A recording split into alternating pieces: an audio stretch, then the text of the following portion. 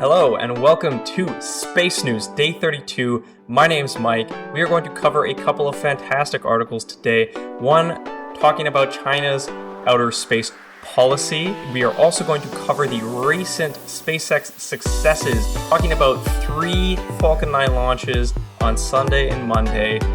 One launching another Crew Dragon capsule successfully into space, the other launching a bunch of Starlink satellites, definitely following Elon Musk's idea of making space launches boring because they're just so frequent, which I'm going to talk about that and so much more in today's episode. If you like these deep dives, a like goes a long way, and if you don't mind, leave a comment down below and join the discussion. It'd be great to have you, and it would be fantastic to start to build a community around this. So, without further ado, let's talk about China's outer space policy. This is a Space News article by Andrew Jones. Here's a picture of the Shackleton crater, which was created by the Lunar Reconnaissance Orbiter, or LRO, which is a U.S. craft that orbits the poles of the moon, performing reconnaissance missions.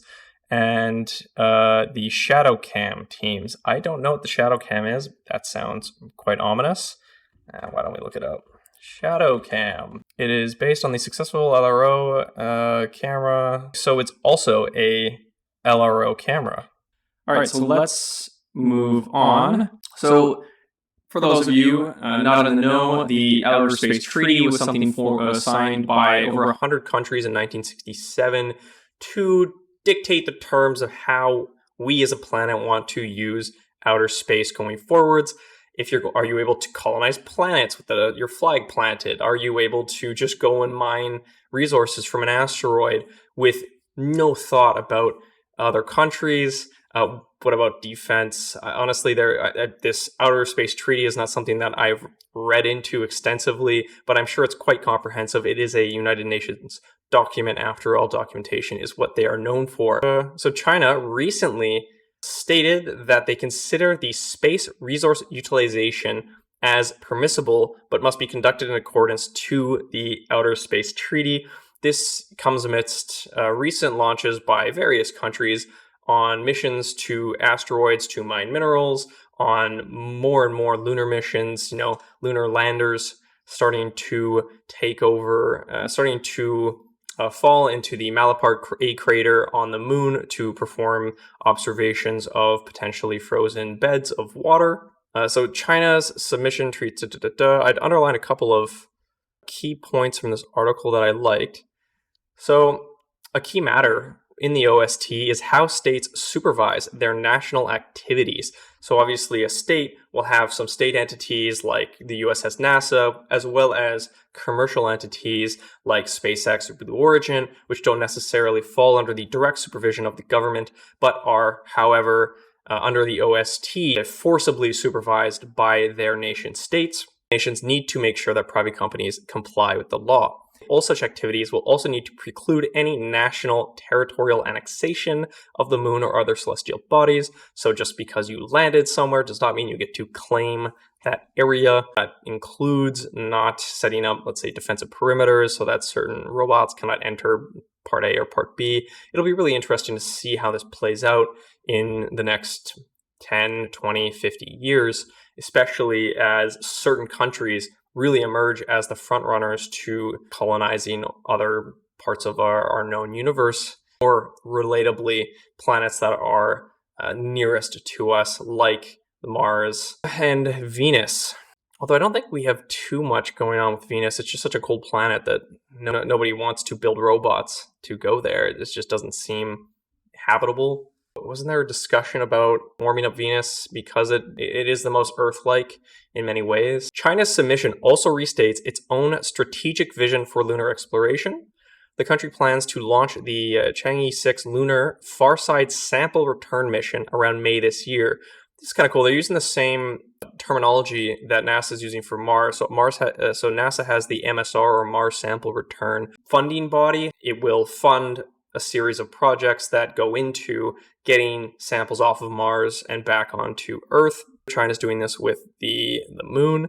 Chang'e 7 and Chang'e 8, which are launching around 2026 and 2028 respectively, will explore lunar resources at the lunar south pole, so this is the Malapart A crater plus, and verify the in situ utilization of these resources. We did an episode recently where we talked about vehicles that were able to use existing resources on the moon to create more vehicles and to essentially self-sustain the construction of their own infrastructure on the moon, on Mars, just anywhere that's not Earth. I forget the terminology that we used at this point, but it's definitely something that's being investigated. Now, the tricky part being, how do you turn moon dust into a truss? It's a very difficult subject. The more brains we have from Earth working on this, the better. So these missions will be basis for establishing the International Lunar Research Station in the 2030s in collaboration with international partners.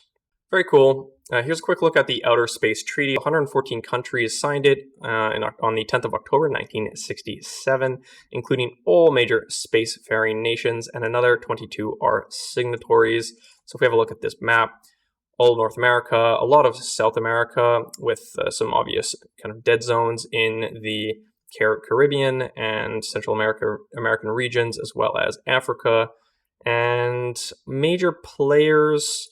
Iran is not a signatory. I'm not sure what yellow is on this map, to be honest. Maybe we can get some more details on that. But not big on legends, apparently. The nation that I would see having the most capabilities in space, not being a blue member state of the OST. Otherwise, yeah. So we'll have a quick peek. Here are some of the provisions. The exploration and use of outer space shall be carried out for the benefit and the interests of all countries and shall be the province of all mankind. Outer space shall be free for exploration and use by all states. Outer space is not subject to national appropriation. They shall not place nuclear weapons or other weapons of mass destruction in orbit or on celestial bodies. The moon and other celestial bodies shall be used exclusively for peaceful purposes. Astronauts shall be regarded as the envoys of mankind, and on and on. So if we're actually able to not blow each other up by the time we really start to expand away from the Earth, fantastic. We have all of these provisions laid out that have been signed by the majority of countries that have the ability to get off of Earth. Let's see how this plays out. I hope we have something similar for AI as we go forward. We're going to move on to the recent SpaceX successes. They just want to make mass, daily Falcon 9 launches plus the norm. And I can see they're well on their way to achieving this goal. We also have another article to discuss the crew transport spacecraft that was launched on one of these recent Falcon 9 missions. Here is a look at a Falcon 9 rocket streak from the Sunday launch from Florida, ferrying a crew of 4 to the ISS on the SpaceX Dragon capsule.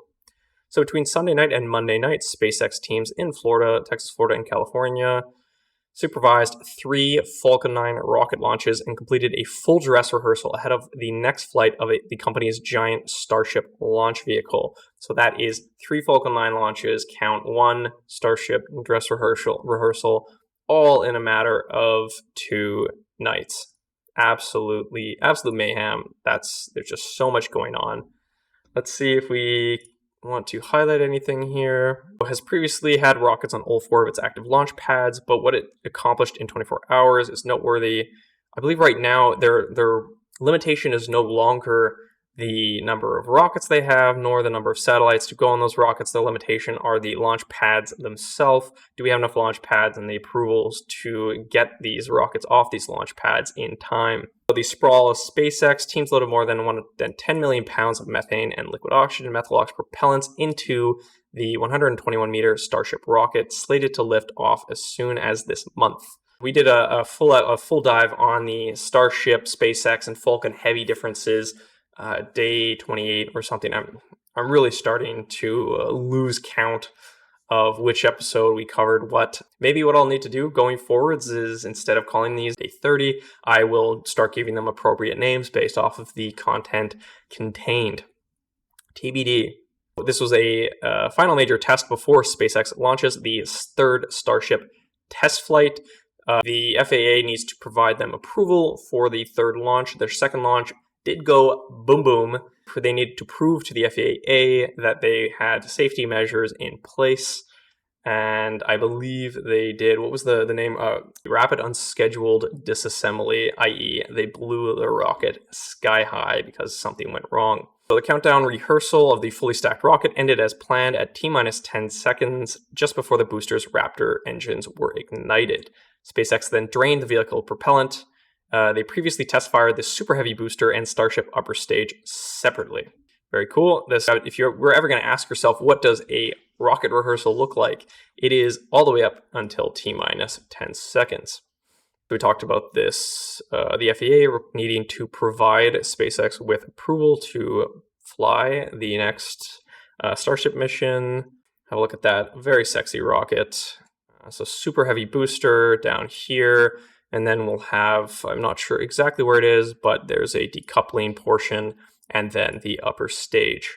What we talked about, so the Starship, if I recall correctly, I think there's 33 engines on the bottom, the first stage alone, so 20 engines in the middle, and then 13 engines surrounding, an absolute absurd amount of thrust coming out of the base of that vehicle. Falcon 9 launch of NASA's Crew 8 Sunday was the first of 3 Falcon 9 launches over the next 20 hours. They also launched a payload by MethaneSat, who has been in construction to develop a satellite to detect methane for quite a while now. It's an $88 million satellite funded primarily by philanthropic donations. This would be one of probably the second or third company to have methane monitoring satellites in space. The leader is probably GHGSat currently. Then, less than 2 hours later, a Falcon 9 rocket took off from SpaceX's most active launch pad at Cape Canaveral.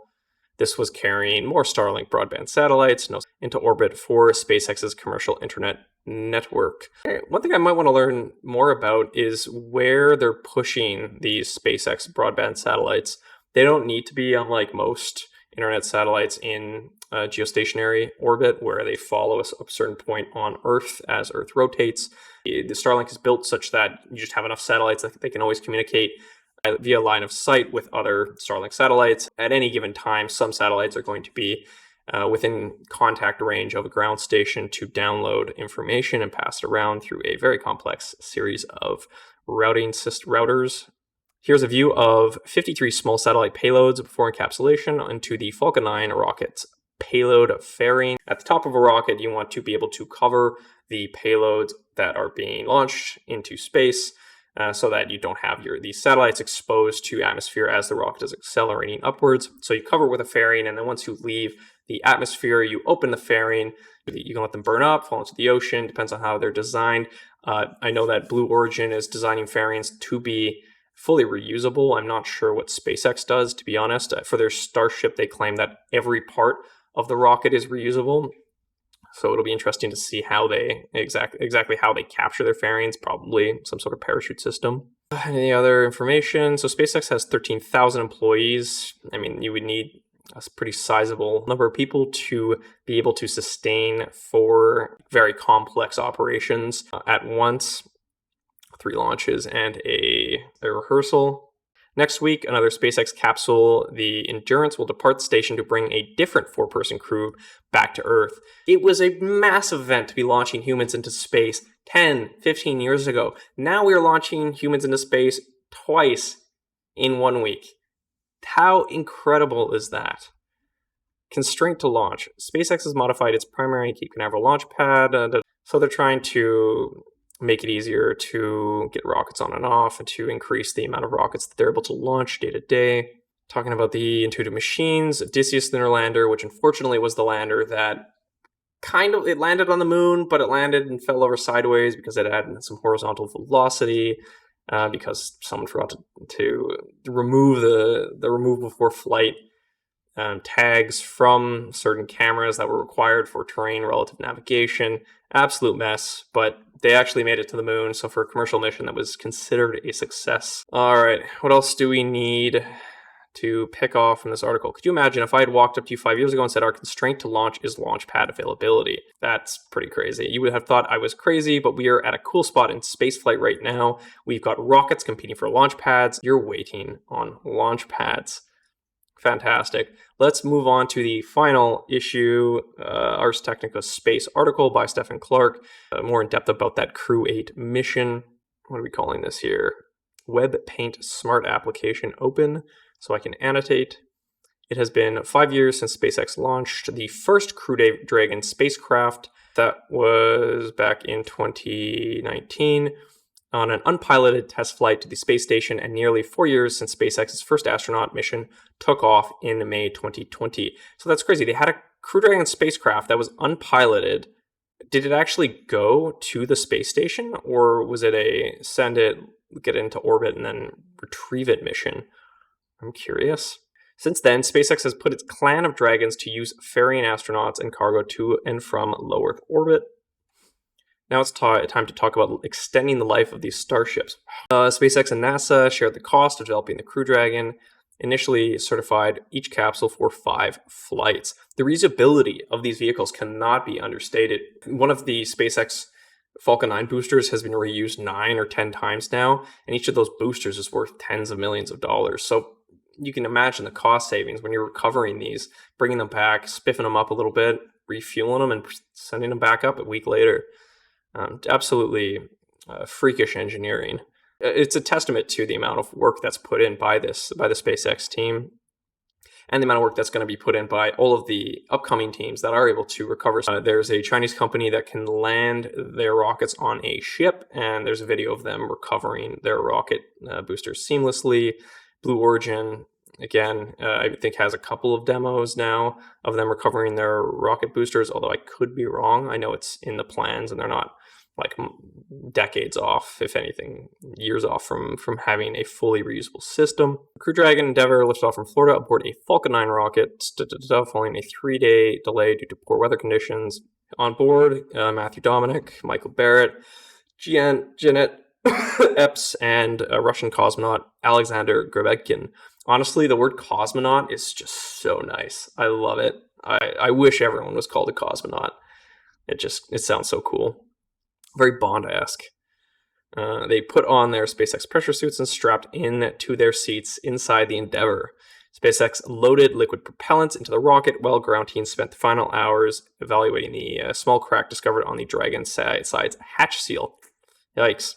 One thing I read earlier was that apparently these capsules have abort thrusters. So in the event that the boosters, or let's say the first stage, or even the engines on the second stage start to malfunction, the capsule can disconnect and fire and apply thrust to get itself away from that body that is currently during the event of a RUD, rapid unscheduled disassembly event. I'm gonna wrap it up there, so thank you so much for sticking around. This is Day 32 Space News. My name's Mike.